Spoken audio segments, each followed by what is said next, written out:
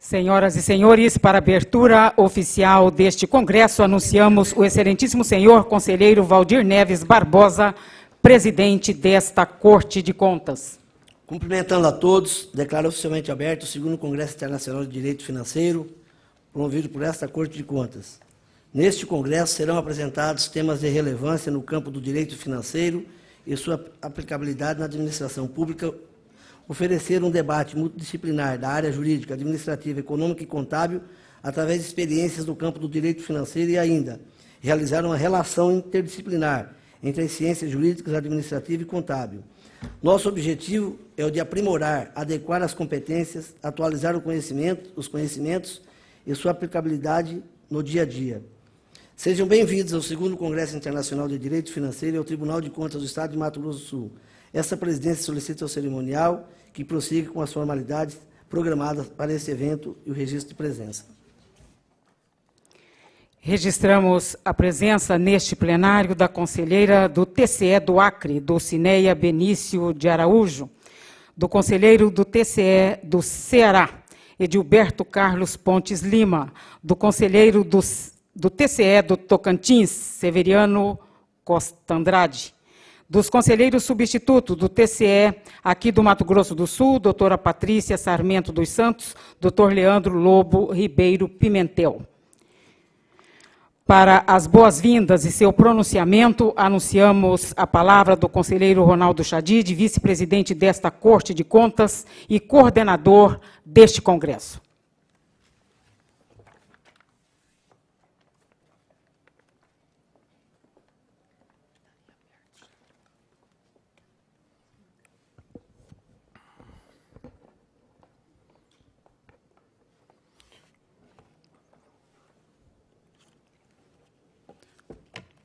Excelentíssimo senhor conselheiro Valdir Neves Barbosa, presidente do Tribunal de Contas de Mato Grosso do Sul.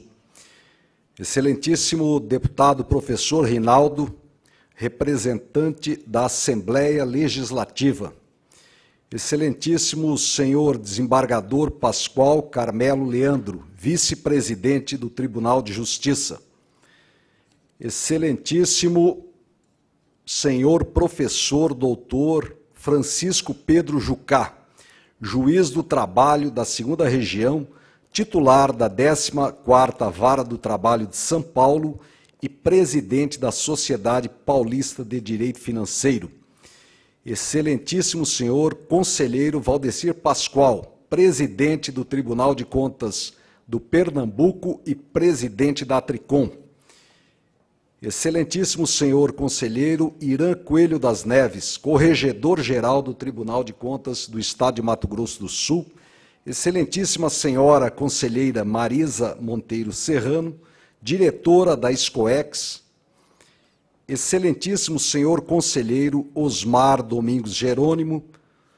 Excelentíssimo senhor conselheiro Gerson Domingos. Excelentíssimo senhor José Aedo Camilo, procurador-geral de contas do Ministério Público de Contas do Estado de Mato Grosso do Sul. Excelentíssimos senhores conselheiros, conselheiros substitutos, autoridades, acadêmicos, senhoras e senhores. Ao descortinar este segundo Congresso Internacional de Direito Financeiro, quero externar a felicidade de todos os integrantes deste Tribunal de Contas de Mato Grosso do Sul em sediar tão importante conclave na área de gestão e controle das finanças públicas. A satisfação das necessidades coletivas com atendimento das políticas públicas prescinde de um bom planejamento, organização e escorreita aplicação de recursos por parte dos gestores públicos, bem como de uma fiscalização efetiva pelos órgãos de controle.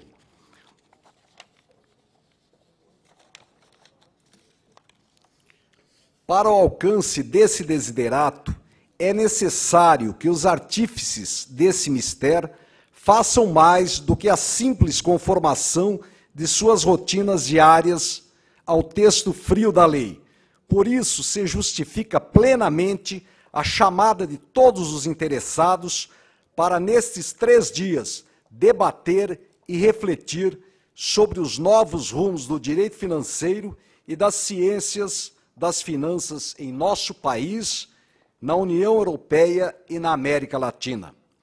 O evento irá contemplar em sua programação assuntos da mais alta relevância para aqueles que, por dever de ofício, têm o direito financeiro como bússola segura para uma administração de resultados e atendimento aos princípios constitucionais e legais.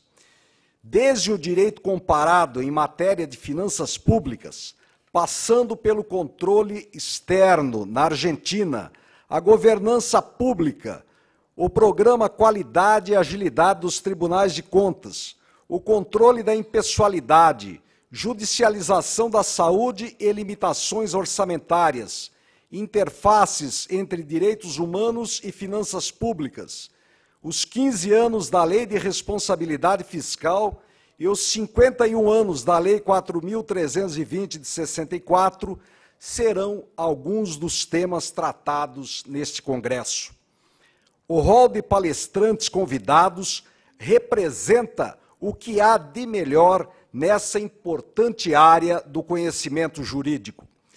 Durante o congresso, teremos o lançamento de 2 obras de direito financeiro, sendo o curso de Finanças Públicas, de autoria do conselheiro do Tribunal de Contas do Estado de Ceará, Edilberto Carlos Pontes Lima, e curso de Direito Financeiro Brasileiro do desembargador federal Marcos Abraham. É imperioso registrar que o nosso Tribunal de Contas inaugura uma nova fase na relação com os seus jurisdicionados e, para tanto, promove, através da Escola Superior de Controle Externo, SCOEX, encontros regionais, palestras, cursos, lançamentos de obras com indicadores na área da saúde e educação e, pela primeira vez em seus 35 anos de existência, cedia um congresso desta magnitude. Tudo isso porque acredita que a prevenção evita o mau uso dos recursos públicos. É disso que a sociedade moderna espera muito mais dos poderes e das instituições. Aquela postura lenta e burocrática de outrora, que caracterizavam a rotina dos órgãos públicos e dos seus acomodados servidores, não encontra respaldo popular nos dias atuais. O cidadão de hoje é crítico, ele obtém informação em tempo real e tem acesso direto aos dados, antes secretos, de todos os órgãos da administração pública, mercê da lei da transparência. Essa mudança de realidade para o poder público e para a sociedade impõe que a prestação do serviço público seja ágil, de qualidade, composta de servidores habilitados, honestos, éticos e comprometidos com o interesse social. Na medida do possível, temos que atender à expectativa social, fazendo sempre além das atividades inerentes ao órgão, com ações voltadas à pesquisa e produção do conhecimento. Dentre muitos problemas recorrentes na relação administrador e órgãos de controle, merece destaque aquele relacionado à confecção e observância dos instrumentos de planejamento orçamentário. Falo do Plano Plurianual, Lei de Diretrizes Orçamentárias e Lei Orçamentária Anual, que são encarados como peças de ficção por muitos, servindo apenas para cumprir a determinação legal com o seu envio posterior ao Tribunal de Contas. Essa é uma situação que fere frontalmente os direitos fundamentais, atinge regras de direito orçamentário e financeiro e provoca o ativismo judicial. É dever de todos mudar esse cenário. para o enfrentamento desse e de outros percalços vividos pela administração pública brasileira, é que recebemos a todos, com muita alegria, para participar do 2º Congresso Internacional de Direito Financeiro. E desejamos que, ao final desta jornada, possamos assimilar os conhecimentos que nos serão legados pelos ilustres palestrantes. Ao finalizar, quero agradecer o presidente desta Corte de Contas, conselheiro Valdir Neves Barbosa, pelo irrestrito apoio à realização deste congresso. Ao professor doutor Francisco Pedro Jucá, que aqui representa a Academia Paulista de Letras Jurídicas, a Sociedade Paulista de Direito Financeiro e a Faculdade Autônoma de Direito de São Paulo, por ter contemplado o Mato Grosso do Sul como sede do Congresso em referência e por todo o incentivo ao estudo e à pesquisa do direito financeiro. Aos colegas conselheiros, aos conselheiros substitutos, ao Ministério Público de Contas, à comissão organizadora do evento, à Escola Superior de Controle Externo, à Tricom, ao Instituto Rui Barbosa, à Academia Sul-Mato-Grossense de Direito Público, aos patrocinadores e apoiadores. Que Deus ilumine e proteja a todos.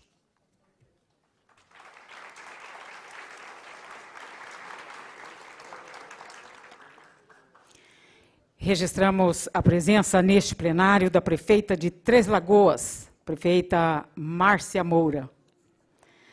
Do conselheiro do TCE do Amazonas, Júlio Pinheiro. Da conselheira substituta Milene Dias da Cunha, representando o presidente do TCE do Pará, conselheiro Luiz Cunha. Do conselheiro substituto Lucival da Silva Alves, do TCE do Amapá.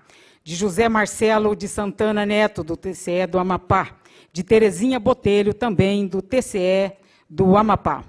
Do professor Dr. Luiz Rodolfo Souza Dantas, palestrante deste congresso. Do professor Dr. Paulo Ferreira Cunha, ele é de Portugal, palestrante também deste congresso. Procurador Dr. Antônio de Souza Ramos Filho, representando a Procuradoria-Geral do Estado. Senhor Daniel Reposo, administrador-geral da Nação, Sindicato-Geral da Nação, Buenos Aires, Argentina. Senhor Paulo Antunes Siqueira, superintendente de negócios da Caixa Econômica Federal. Contador Arleon Carlos Estelini, vice-presidente de administração do Conselho Regional de Contabilidade. Senhoras e senhores, o Tribunal de Contas do Estado de Mato Grosso do Sul, por intermédio do presidente conselheiro Valdir Neves Barbosa e do vice-presidente e coordenador deste congresso, conselheiro Ronaldo Chadid, farão a entrega de homenagem a um mestre na verdadeira acepção da palavra. O mestre homenageado nesta noite, preocupado com a difusão do direito financeiro e da melhor compreensão dessa área da ciência jurídica, por aqueles que têm o dever de planejar e organizar a administração pública, bem como por aqueles que têm o papel de fiscalizar e controlar tal administração. Ele é o idealizador deste congresso. Professor doutor Francisco Pedro Jucá, o qual convidamos para receber a justa homenagem desta noite e os nossos aplausos.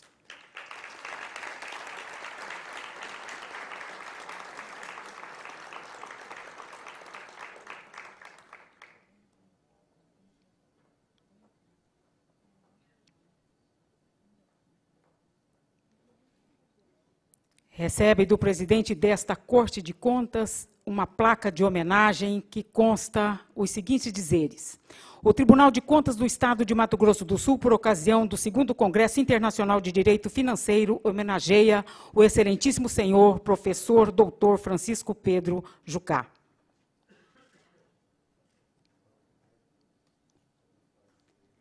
E recebe também uma obra de Isaac de Oliveira, artista plástico, design e publicitário.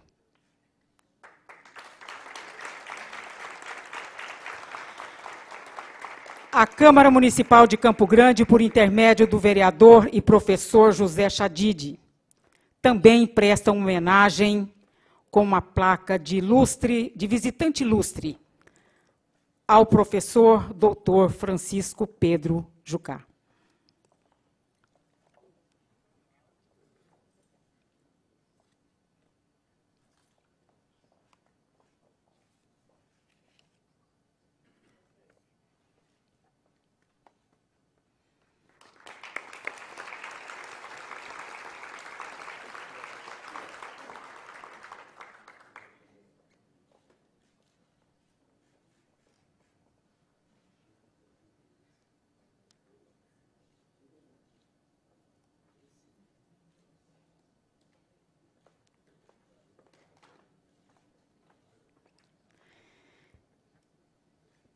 E agora, após essa justa homenagem, nós vamos ouvir o pronunciamento do professor doutor Francisco Pedro Jucá, que é membro da Academia Paulista de Letras Jurídicas.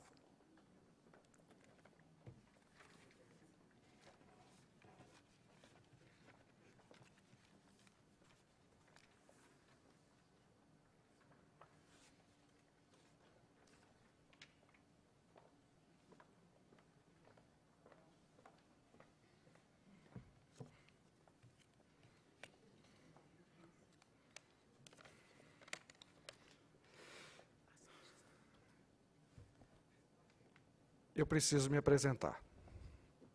Eu sou o maior quebrador de protocolo que o céu cobre. E eu começo quebrando o protocolo, pedindo a permissão de vocês de não enumerar todas as autoridades presentes, mas de saudá-las na pessoa do presidente desta corte, o conselheiro Valdir Barbosa. E fazer um registro indispensável.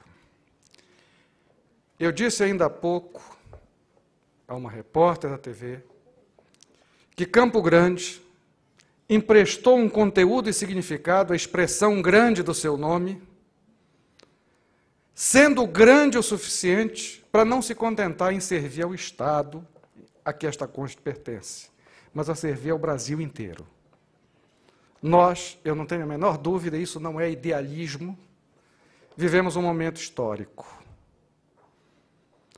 de ter a oportunidade de uma difusão aberta e franca, técnica, desapaixonada e realista do direito financeiro.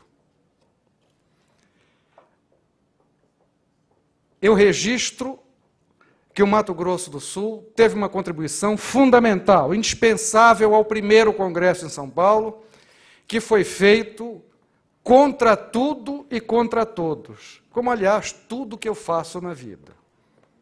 Como a infantaria não recua, não se rende, eu também não me rendo. E saiu. A semente foi plantada. Mato Grosso generosamente recolheu, e nós estamos vivendo agora um admirável mundo novo do direito financeiro. Eu vivo uma experiência pessoal extremamente gratificante. O carinho da corte, da terra, de vocês, foi absolutamente comovedor. Engasgou alguém que tem fama de ser papel de embrulhar prego, duro e grosso. Me pegaram no contrapé mesmo. Mas o Ronaldo não vai esquecer que a minha vingança será maligna. É uma honra muitíssimo grande ser o patrono do segundo congresso. Suceder a um dos maiores especialistas brasileiros dessa ciência, o professor Regis Fernandes de Oliveira, que foi o patrono do segundo. Mas eu queria roubar dos senhores alguns minutos para fazer uma reflexão sobre a importância do direito financeiro no século XXI. Ano passado eu escrevi um artigo, Direito Financeiro, Direito do século XXI. Por quê? Sem conotação pejorativa ou ideológica, não se pode negar o poder real que o dinheiro, que o recurso financeiro encerra, tem e exerce. Vamos nos despir de idealismos e ideologismos infantis. As coisas funcionam assim. Ora, se recurso é poder, e o Estado de Direito e a civilização significam poder controlado e limitado, ou se controla o poder do dinheiro, no nosso caso, do dinheiro em poder do Estado, ou não temos Estado de Direito, temos um arremedo, uma bela piada, uma bonita história. O direito financeiro nasce como direito financeiro e finanças públicas, e que se falava de orçamento, e eu me lembro do meu tempo de estudante, quando se começava a falar de orçamento, era quando a gente ia ver o resultado do jogo, porque era chato, orçamento, uma proposta do Executivo, que é remetido ao Judiciário, ao Legislativo, e o Legislativo, sem saber o que, vota, e depois o Executivo executa, e depois manda para o Tribunal de Contas, que mete um carimbo, manda para a Assembleia e diz que está tudo muito bem, que viva o Vasco da Gama. E a gente já ouviu isso 3, 4, 5 vezes, não tem paciência que resista.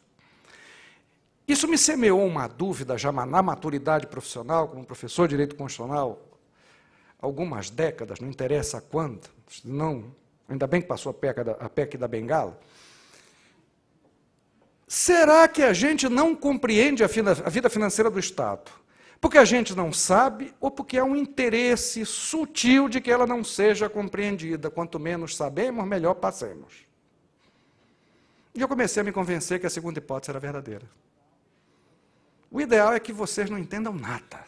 Quanto menos vocês entenderem, mais eu faço o que eu quero, como eu quero e quando eu quero. Porque depois qualquer historinha cola. E o direito financeiro vem no século XXI, o século da expansão econômica, o século da monetarização da sociedade, o século da reconstrução da economia com defeitos, percalços e qualidades. Levantar 2 pontos importantes. A posição do Estado no contexto da sociedade e da economia. E a utilização dos recursos públicos pelo Estado. 2 são as pontas básicas da vida financeira: a arrecadação para obtenção de recursos e o controle da aplicação desses recursos. O direito tributário é o primo rico. O irmão mais novo é o primo rico. Até porque ser tributarista é chiquérrimo. Eu sei, eu tenho um em casa. É fascinante a hipótese de incidência e o fato gerador. O efeito diferido na arrecadação é apaixonante. Ótimo, eu também acho. De pleno acordo. Depois que o dinheiro estiver aqui, o que é que nós vamos fazer? Como nós vamos utilizá-lo? Aí entra o nosso direito financeiro. O primo esquecido, o primo pobre. Aquela coisa chata, burocrática, que eu quero que seja chata para vocês não entenderem mesmo. Porque ele implica em quê? Em 2 pilares da sociedade contemporânea: transparência e escolha política. É o direito mais político depois do constitucional, gente. Através dele eu expresso a escolha, célebre nos cursos de economia, entre canhões e manteiga. O cobertor não dá para tudo. Eu vindo para cá, lendo o Valor Econômico de hoje, o Le Monde Diplomatique, me deu um insight para referir a vocês hoje.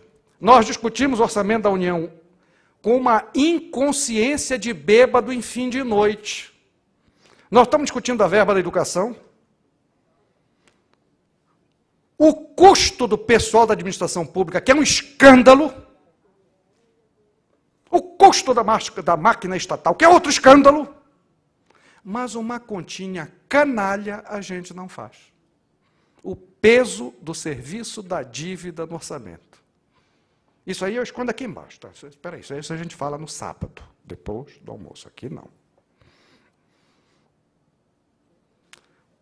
que se está querendo não é mudar o eixo do Sol, nem um mundo novo de sonho. Vamos botar na mesa. Olha, pessoal, nós temos um desequilíbrio orçamentário porque 40% da nossa arrecadação se destina ao pagamento de serviço de dívida. Ok? Vamos nos virar com os 60% restantes. Estão de acordo? Com isso aí, nós vamos fazer estrada, escola, saúde, ou não. O que é que a gente faz primeiro? O que será a nossa prioridade? Nós vamos fazer FIES ou escola pública?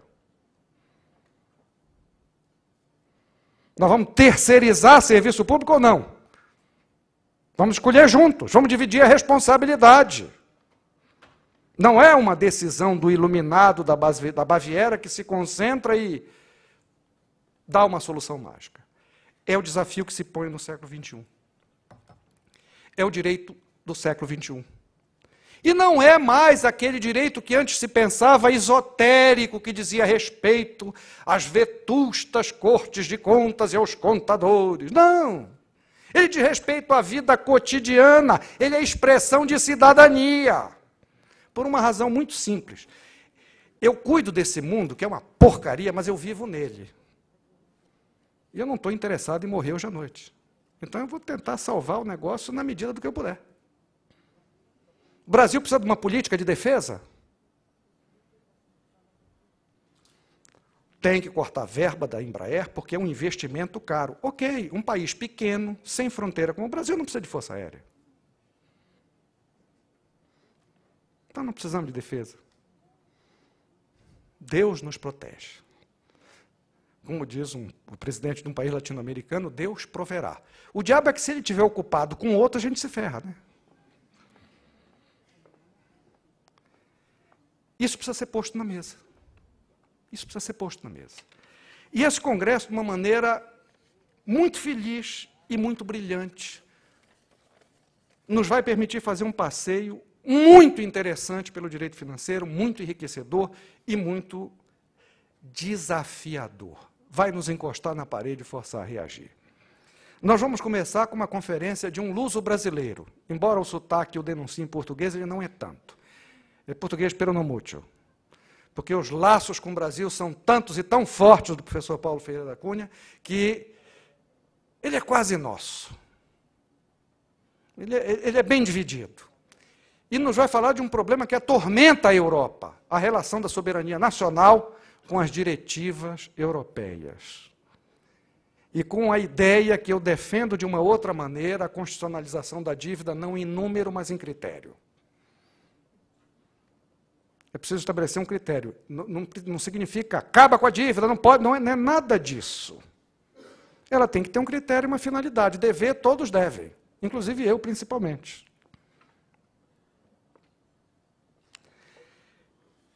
E, em seguida, o ministro Tarcísio Carvalho vai nos dar uma noção de uma coisa que é um pouco esquecida entre nós, que é o controle da impessoalidade. É da nossa cultura um eu desse tamanho, né? Eu posso, quero e faço. Não é à toa que algumas autoridades dizem, no meu governo, como se ele governasse sozinho. Eu me gabo de não governar nem lá em casa. Aliás, lá em casa eu sou mais governado do que ninguém. E no dia seguinte nós vamos ter o João Maurício Conte, que é um estudioso do orçamento das políticas públicas e que coordena 3 projetos de pesquisa na USP sobre planejamento e orçamento. Questão maior não é aumentar imposto nem diminuir imposto, aumentar dívida nem diminuir dívida, é o que fazer com isso.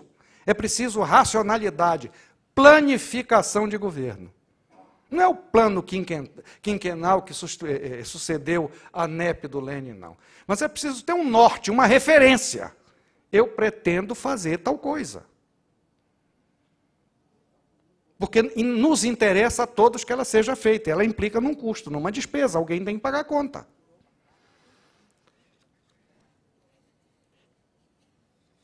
Em seguida, a nós vermos o planejamento, nós vamos ver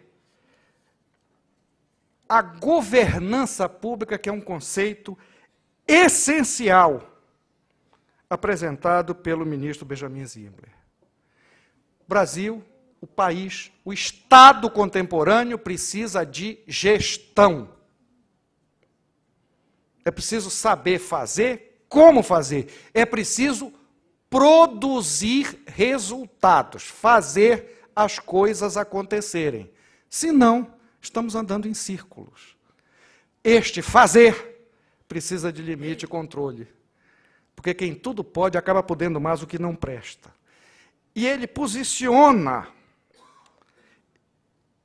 a necessidade de se ver essa governança através de contratação, de acordo de vontade, de um acordo de vontade peculiar que envolve a do Estado. Não é igual à vontade do particular, mas implica numa decisão política. Eu quero fazer isso e preciso me submeter às regras A, B e C e aos limites A, B e C.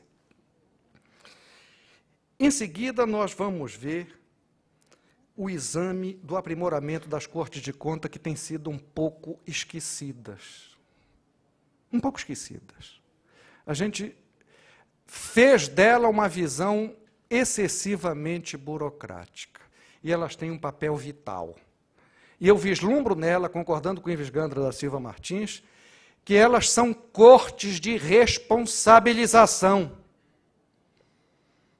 Elas indicam o pai da criança, o autor daquilo que foi feito inadequada ou incorretamente. É um papel fundamental. Mas é um papel que precisa ser aprimorado e precisa ser ampliado. Há quem defenda até a incorporação ao Poder Judiciário como tribunal de responsabilização. É a tese do Ives Gandra, e o Banco Mundial andou dizendo isso há algumas décadas atrás, e eu acho que não esqueceu, e é uma ideia que precisa ser discutida. Não vamos a priori dizer que é boa ou ruim, sem a enfrentar. Até porque adivinhar é pecado. Na tarde de amanhã, o senhor Daniel Raposo nos ensinará o controle externo na República Argentina. É preciso comparar direito. E a Argentina tem brilhantes financistas na história da formação doutrinária do direito financeiro na América Latina. Com certeza absoluta, nós vamos sair daqui ganhando muito, sabendo das coisas desse nosso país irmão. E nós temos uma convivência difícil com os argentinos, entre o Brasil e a Argentina, e eles conosco, porque toda convivência entre irmãos é conflituosa, à exceção dos mentirosos. Por isso que, por opção, eu fui filho único. Isso não ia ser uma guerra civil lá em casa, desgraçado. O diabo que o velho, como bom soldado, ia dar xadrez para todo mundo. Mas, em seguida, o professor Rodolfo Dantas nos vai falar de um aspecto fundamental para o direito financeiro, que é a contemplação da interface entre os direitos fundamentais e a efetivação deles diante do direito financeiro. A contribuição das finanças públicas para a concretização dos direitos fundamentais. E nós vamos encerrar com o meu conterrâneo Marcos Abraham, falando de judicialização da saúde e orçamento público que ele vem enfrentando nos últimos meses. E nós temos judicializado tudo no Brasil, né? E o duro na queda é que os coleguinhas juízes dão liminar sem medo de ser feliz. Eu autorizo o asfaltamento do Oceano Atlântico. E como é que vai fazer? Eu não tenho a menor ideia. Se o senhor não cumprir isso, eu lhe prendo, porque o senhor está descumprindo a ordem judicial. Eu tenho um certo medo desse ativismo judicial, porque quem sabe tudo não sabe nada. Mas é um fato social que tem acontecido, e é preciso compatibilizar, é preciso articular, e esse tem sido o trabalho do Marcos, entre a imposição da jurisdição, sim, que não pode deixar de ser feita, e o limite de possibilidade da realidade orçamentária. Eu tudo quero, nem tudo posso, e a gente tem que aprender a conviver com o limite. E depois, o conselheiro Inaldo Paixão, da Terra Boa da Bahia, nos vai falar sobre a contabilidade pública. É um belo passeio. Mas eu queria pedir a vocês, de maneira muito especial, que nós mergulhássemos de cabeça numa reflexão sobre o que ouvimos, o que isso vai suscitar de pensar, o que nós vamos pensar, Por quê? O fortalecimento e a compreensão do fenômeno financeiro, do seu controle, é fundamental para a construção do Estado democrático brasileiro que nós sonhamos. Realista. Do Estado possível, mas do Estado que nós vivemos.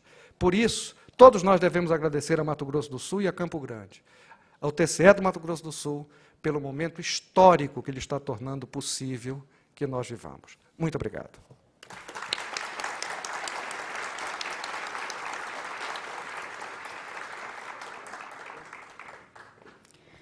De acordo com a programação do 2º Congresso Internacional de Direito Financeiro, nós teremos, neste momento, o lançamento das obras.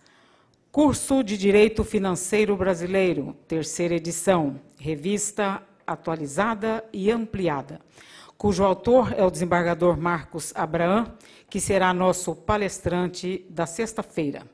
Para a apresentação da obra, convidamos a conselheira Marisa Serrano, diretora da SCOEX. E convidamos também, para, juntamente com a conselheira Marisa Serrano, fazer o lançamento da obra Curso de Finanças Públicas, uma abordagem contemporânea, convidamos o autor do livro, o conselheiro do TCE do Ceará, Edilberto Carlos Pontes Lima.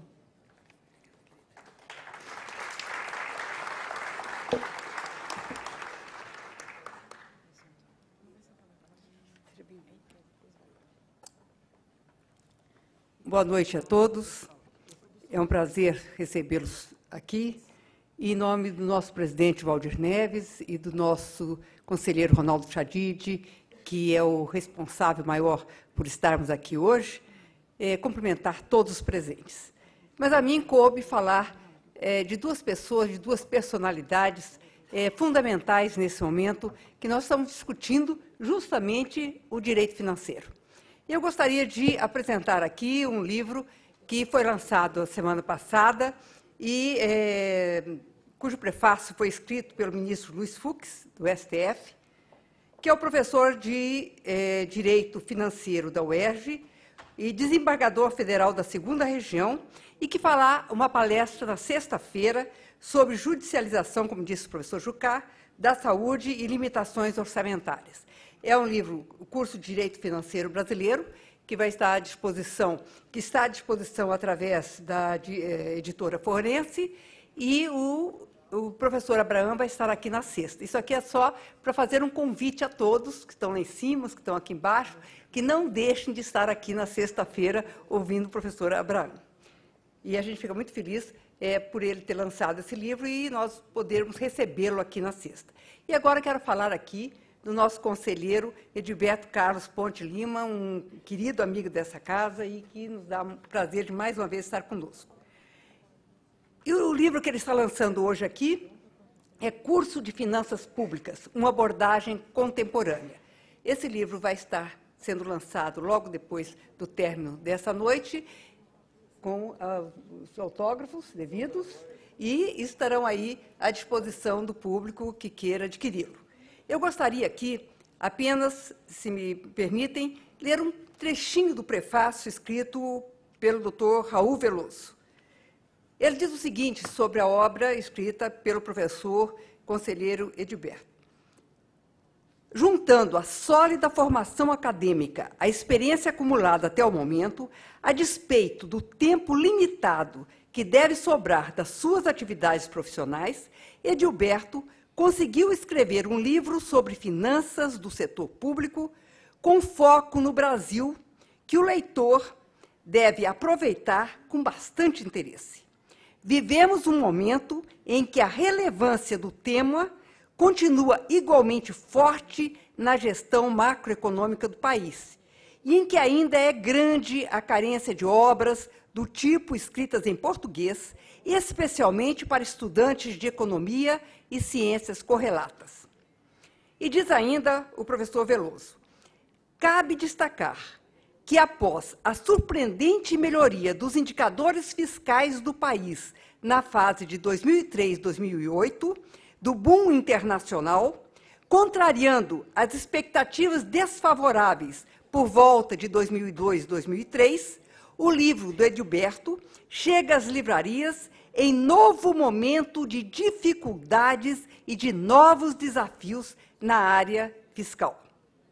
Veloso destaca ainda a elevada carga tributária, o aumento dos gastos do governo, os programas de assistência social, a dívida pública, o orçamento, a desigualdade de renda, a distribuição de recursos entre os entes federativos, que são assuntos recorrentes e que interferem, de uma forma ou de outra, na vida de todos nós, como disse o professor Jucá aqui há pouco. Portanto, eu quero aqui cumprimentar o doutor Edilberto Carlos Ponte de Lima, dizer a ele que é um prazer muito grande e uma honra para o nosso Tribunal de Contas de Mato Grosso do Sul poder estar aqui com o senhor, podendo lançar um livro e uma obra como essa, que eu tenho certeza que será utilizada por todos, não só aqui de Mato Grosso do Sul, mas de todo o país. Por nós, ficamos felizes e contentes de estar aqui, podendo lançar uma obra da envergadura dessa que o senhor nos traz. Portanto, fica aqui um convite a todos para adquirirem a obra e acompanharem todo o trabalho desenvolvido pelo professor Edilberto e pelo professor Marcos Abraham. Eu queria deixar aqui o microfone para que o senhor pudesse falar um pouquinho sobre a obra.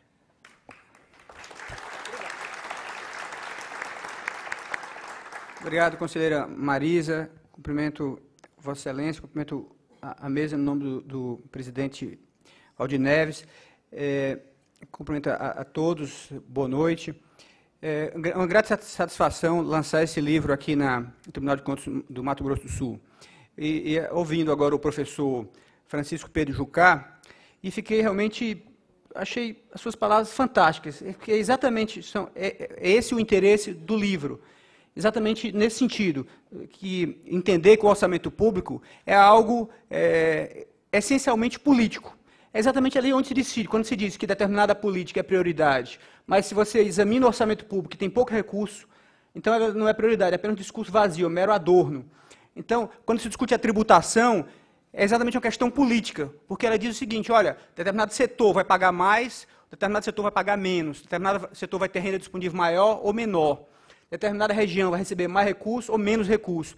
Exatamente sobre isso. Então, finanças públicas trata exatamente isso, é uma área de fronteira entre a política e a economia. Todos os temas das finanças públicas tratam disso, desde o tamanho do papel do Estado, um Estado maior ou um Estado menor, mais políticas públicas, menos políticas públicas, mais acesso por meio de programas sociais, de educação, saúde, transferência direta de renda, tudo isso envolve o dia a dia das pessoas. Então, são questões essencialmente políticas, e que a economia, o direito financeiro, procura auxiliar.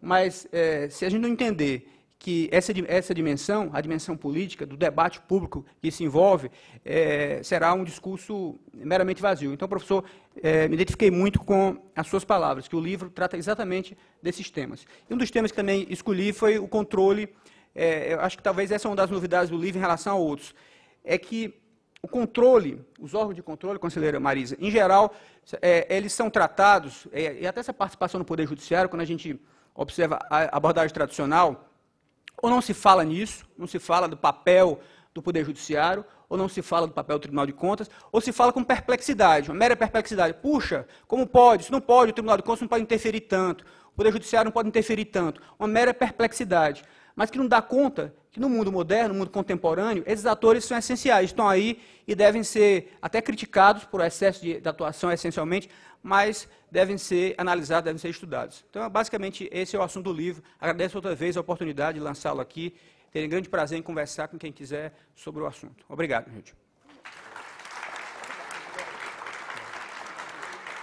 Eu esqueci só aqui, também não sou cerimonialista tanto, mas o doutor Edilberto é doutor em Economia pela Universidade de Brasília, UNB, mestre de Economia pela Universidade Federal do Ceará, especialista em Políticas Públicas pela Universidade de Washington e bacharel em Direito pela Universidade de Fortaleza e em Economia pela Universidade Federal do Ceará. Portanto, aí tem um longo currículo que não dá para a gente ler todo aqui, mas a gente fica muito orgulhosa de tê-lo conosco nessa noite.